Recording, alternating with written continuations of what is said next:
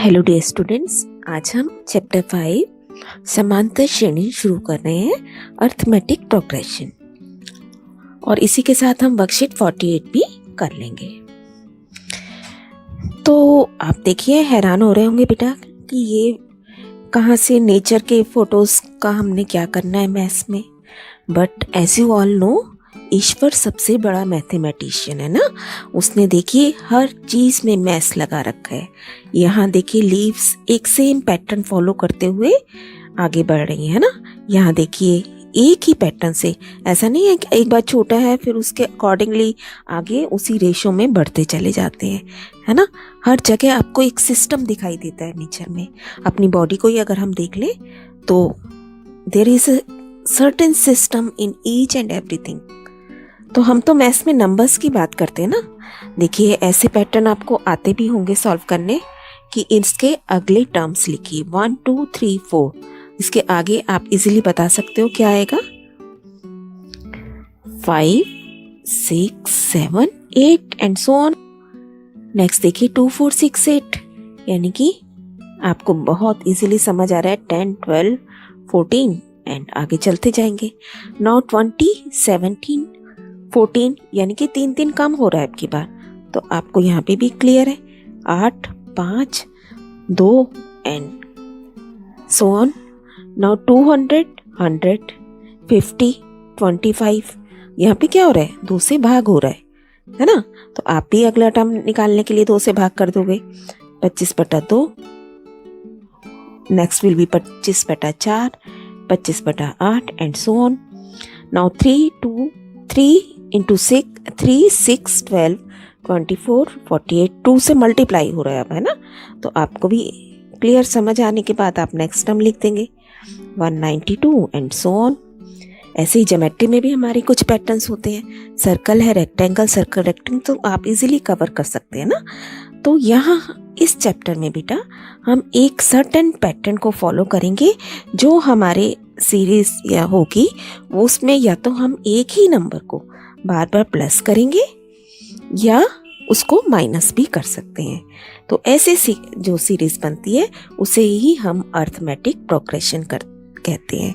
या तो वहाँ जमा हो रहा होगा सेम नंबर, चाहे कितने भी टर्म्स हो, लेकिन आपको सिर्फ एक ही नंबर को जमा करते जाना है या एक ही नंबर को घटा करते जाना है। जैसे यहाँ देखिए 2 5 8 11 14, तो यहाँ पे सारे उसमें 3 जमा हो रहा है, यहाँ पे 2 जमा हो रहा है, यहाँ पे 10 प्लस हो रहा है। तो ऐसे ही हम एक ही नंबर को घटा भी सकते हैं, गुणा और भाग नहीं होना चाहिए, है ना। तो जमा और घटा करेंगे तो ऐसे सीक्वेंस को हम अर्थमेटिक प्रोग्रेशन कहते हैं। समांतर श्रेणी, नाम से ही पता चल रहा है समांतर, जिनका अंतर समान हो। 10 5 0 5 5 घटा दिया अब उसने। तो यहाँ तक आई थिंक आपको समझ आ गया कि हम क्या करने जा रहे हैं। तो बेटा हमारा जो जनरल फॉर्म होती है, स्टैंडर्ड फॉर्म, हम कैसे निकालेंगे। फर्स्ट टर्म जो होती है, जो पहला पद होता है, उसे हम ए बोलते हैं। और जो अंतर आपको बताया गया है कि या वो तो एक ही अंतर चलेगा सारे सीक्वेंस में, तो उसको हम डी बोलते हैं, कॉमन डिफरेंस, सार्व अंतर। तो ए, फिर ए प्लस डी कर दिया आपने, फिर ए प्लस, देखिए ए है ना पहला नंबर, फिर उसमें डी को जोड़ दिया, फिर दूसरे में फिर से डी को जोड़ दिया। हर बार आपको डी को जोड़ते चले जाना है। तो तीसरा पद आपका क्या मिल गया, a प्लस 2d। फिर चौथे में इस वाले में फिर से डी जोड़ दोगे, हर बार डी ऐड करते जाना है। तो ये कितना बन गया चौथा पद, a प्लस 3d, है ना। ये फोर्थ टर्म हो गई आपकी, ये सेकंड, ये थर्ड, ऐसे, है ना। तो a2 will be a plus d, A3 A plus 2D, A4 A plus 3D, A5 will be A plus 4D। तो आपको क्या कुछ समझ आ रहा है। टर्म 5वीं है लेकिन D के साथ 4 है, टर्म चौथी है लेकिन D के साथ 3 है, टर्म तीसरी ले रहे हैं तो D के साथ 2 ले रहे हैं। यानी कि D के साथ जो आपका कोफिशिएंट है, नंबर है, वो हमेशा इस वाले इधर जो टर्म आप बता रहे हो उससे 1 कम होगा। तो इन जनरल अगर मैं लास्ट टर्म nth टर्म को an बोलती हूँ, a एन, छोटा थोड़ा नीचे करके आपने लिखना है। दैट मीन्स हम nth टर्म की बात कर रहे हैं, तो वो कैसे बनेगी, फर्स्ट टर्म प्लस जितना यहाँ पे टर्म दी गई है उससे एक कम इंटू डी। तो ये भी फॉर्मूला हमारे काम का है और हमें ध्यान रखना है। तो देखिए बेटा, इस फॉर्मूले के अकॉर्डिंगली हमारे पास क्या होता है, देखिए आपके पास क्या क्या चीज़ें हैं। ए एन है एक तरफ लेफ्ट हैंड साइड पे, फिर ए है, फिर एन है, फिर डी है। कितनी चीज़ें यूज़ कर रहे हैं हम इस फॉर्मूले में, 4 चीज़ें यूज़ कर रहे हैं। तो क्या होगा आगे क्वेश्चंस में, 4 में से आपको 3 चीज़ें मोस्टली दी गई होंगी और कोई भी चौथी मिसिंग होगी जो कि हम फाइंड आउट करेंगे। तो this formula you have to remember. Now अब अपनी वर्कशीट 48 करते हैं। पहले उसने हमें पैटर्न फॉलो करने के लिए दिया है 1 2 3 4, तो आप लिख देंगे 5 6 7 8 है ना। 100 80 60, 20 कम कर रहा है, तो next will be 40 20 0 -20 and so on. 6 6 6 यानी कि अंतर 0 है, तो आप भी आगे 6 6 6 ही चलाते रहेंगे। नेक्स्ट वो कह रहा है पैटर्न लिखिए यदि एक व्यक्ति का वेतन 12,000 रुपये से शुरू होता है। 12,000 से शुरू हुआ, 500 रुपये बढ़ता जा रहा है, तो 12,500 हो गया अगली बार, फिर 500 और बढ़ गया अगले बार, 13,000 हो गया, फिर 500 और बढ़ गया तो 13,500 and so on. Now next है एक बैंक से 200 रुपये प्रति माह निकालते हैं और आरंभ में 5,000 के अमाउंट है, यानी कि 5,000 से आपने चलना शुरू किया, -200 किया तो 4,800, 4,600, 200 कम करते जाएंगे 4,400 एंड सो ऑन। और साथ ही यहाँ पे देखिए एक हमें टेबल भी दे रखी है, उसमें फर्स्ट टर्म लिखनी है हमें, तो आप लिख देंगे ए का फर्स्ट टर्म क्या है 1, इसमें डिफरेंस कितना था दैट इज आल्सो 1, और लास्ट पद आपने कितना निकाला है 8। नेक्स्ट देखिए 100 इसका पहला पद हो गया, अंतर कितना हुआ -20, माइनस कर रहे हैं तो माइनस लिखेंगे आप। फिर हमारा लास्ट पद इसका क्या बना था -20, और सी में हमारा 6 पहला पद है, अंतर 0 है और लास्ट पद भी 0 6 है। नेक्स्ट इसने हमें डेफिनेशन बताई है जो कि हम समझ ही चुके हैं, ठीक है।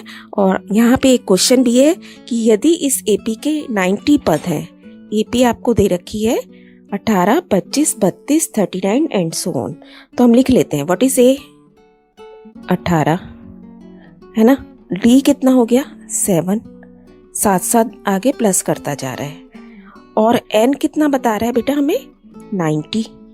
एन का मतलब कितने उसमें टर्म्स हैं, तो इसमें कितने टर्म बोल रहा है हमें 90, और निकालना क्या है एन टर्म, ए एन निकालना है। इस बात को कंसेप्ट को आप समझिए, ए एन क्या है एनवें पद का मान, एनवें पद पे कौन सा नंबर आएगा वो उसको हम ए एन बोलते हैं। एन मतलब नंबर ऑफ टर्म्स कितनी है उस प्रोग्रेशन में, और ए और डी आपको पता चली गया। कुछ नहीं करना, वेरी इजी, आप सिंपली फॉर्मूला लगाएंगे यहाँ पे A N is equal to A plus N minus 1 D. तो बेटा अब हम इसकी वैल्यूज रख देते हैं, A 18 N 90, so this is 90 minus 1 into 7, तो ये कितना हो गया 18 प्लस 89 इंटू 7। इसको सॉल्व कर लेंगे, 18 जमा 623, और फाइनली हमारे पास आ जाएगा 641। तो जो आंसर है एन टर्म की वैल्यू है दैट इज 641। और यहाँ पे देखिए ये ध्यान रखिएगा, पहले इसको इससे गुणा करना है, इसको इसके साथ जमा मत कर देना। नेक्स्ट हमारा क्वेश्चन है, फर्स्ट टर्म दे रखी है और डी भी दे रखा है और पहले 4 पद लिखने हैं। तो क्वेश्चन करते हैं बेटा, पहले A is 4, D is 3, what is A2? A2 से शुरू करेंगे ना, ए तो पहला पद तो हमें पता ही है A1 4 है, A2 का फॉर्मूला क्या बना 2 में से 1 माइनस, यानी कि A प्लस डी, तो A प्लस डी कितना हो जाएगा 4 प्लस 3 इक्वल टू 7।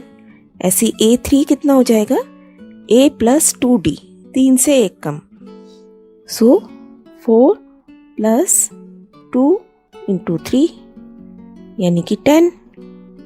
A4 कितना हो जाएगा? A plus 3D and that will be 13। ऐसे इस क्वेश्चन में A is √2, D is also √2, A2 कितना बनेगा? A प्लस D यानी कि √2 प्लस √2, तो कितने √2 हो गए? 2√2। ऐसी A3 कितना हो जाएगा? 3√2 and A4 will be 4√2। Next 127वां पद बताइए। तो जैसा हम कर चुके हैं अभी 90th हमने निकाला था, A इज 108। D कैसे निकालेंगे बेटा? हमेशा D आपको आगे वाले पद में से पहला पद माइनस करना है। A2 में से A1 या A3 में से A2 या A4 में से A3, मतलब उसके आगे आने वाले टर्म में से उसका पहला वाला टर्म हमें माइनस करना है, तब हमें D मिलता है। तो D कितना बन गया यहाँ पे? आप सिर्फ 100 में से 108 माइनस कर देंगे। तो ध्यान रखिएगा बड़ी टर्म हमारी माइनस में आ गई, तो अब D हो गया -8। नाउ n कितना दे रखा है? 127 and what you have to do, an find out करना है, जो कि अभी हमने निकाला है, आप अपने आप करेंगे। नेक्स्ट फर्स्ट टर्म इज 2 और साथ में कह रहा है A 10वां पद 47 है। तो 10वें पद को आप कैसे लिखोगे? A 10 थोड़ा सा नीचे करके है ना, ये कितना दे रखा है? 47। तो बेटा जो चीज गिवन है उसी से स्टार्ट करते हैं। इसका फॉर्मूला हम लगा सकते हैं। A 10वां क्या होगा? A प्लस 9D फॉर्मूले के अकॉर्डिंगली, सो दिस इज 47। अब A की वैल्यू भी हमें पता है 2, तो यहाँ पे 2 रख दिया। 9D equal to 47। 9D कितना आ गया? 45, 2 माइनस हो गया उधर जाके, and D is 45 by 9 that means 5। तो डिफरेंस कॉमन कितना आ गया? 5। इनमें से कौन समांतर श्रेणी है या नहीं? AP। तो AP की पहचान हमें कैसे करनी है? हमें D चेक करना है। तो D अगर सेम आ रहा है सब जगह तो मैं कहूंगी this is an AP, otherwise not. तो बेटा सबसे पहले देखिए इसमें और इसमें कितना फर्क है? A2 माइनस A1 करते हैं तो बना 4 माइनस 2 यानी कि 2। अगर एक बार भी आपका इक्वल नहीं आ रहा ना तो वो AP नहीं है। 3 में से दूसरे को माइनस करो तो कितना बनेगा? 8 माइनस 4 यानी कि 4। तो इसका मतलब this is not an AP। Clear है ना? इससे आगे हमें चेक करने की जरूरत नहीं है। बी पार्ट देखिए, A2 माइनस A1 तो -8। ध्यान रखना है पहले मैं -2 लिखूंगी, फिर माइनस लगाऊंगी, फिर फर्स्ट टर्म लिखूंगी इससे पहले जो मुझे माइनस करनी है। अब ये बन गया -8 प्लस 4 यानी कि -4 होना चाहिए आगे तक भी। अब A3 में से A2 माइनस करो, कम से कम 2 तो चेक करोगे ना आप। -12 में से सेकेंड टर्म माइनस करनी है -8, सो this is -12 plus 8 again -4, so this becomes N AP। ऐसे ही आप ये चेक करोगे तो यहाँ तो क्लियर ही दिख रहा है A का डिफरेंस है, तो ये भी एक AP है।